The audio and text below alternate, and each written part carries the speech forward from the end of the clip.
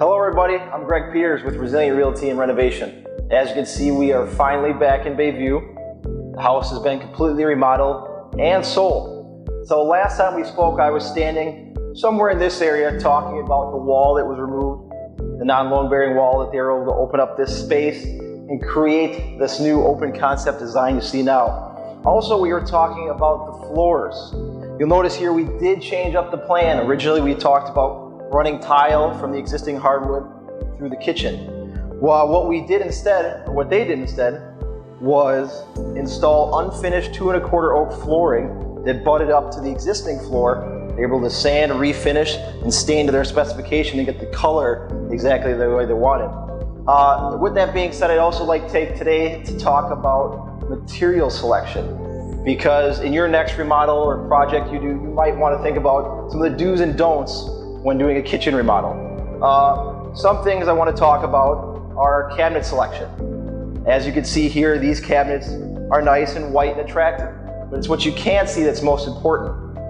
When you look at a cabinet, you'll look for soft close hinges, soft close drawers, and everything that's cute like that. But more importantly, what you want to look at is the framing, the material that the cabinets are actually made out of. These are made of solid plywood box frames. They've got metal support gussets in the corners to reinforce the structure. Those are the features that you can't always see because you get blinded and excited by all the white and shiny metallic surfaces. You want to look at what's important, and that's the guts of the cabinet, the strength.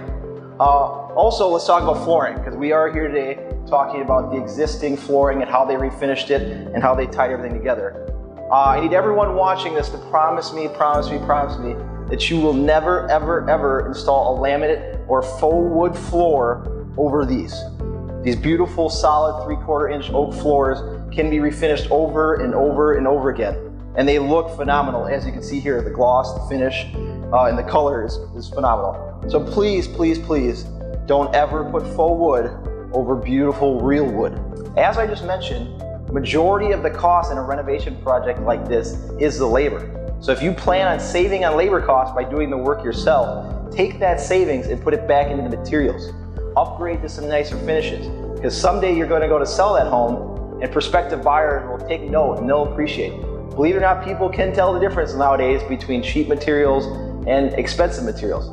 So it's well worth the investment if you're saving money on labor and doing the work yourself. So let's wrap things up today by taking a look back at this project. And remember, if you're going to buy, sell, or renovate your next property, hire the realtors who renovate.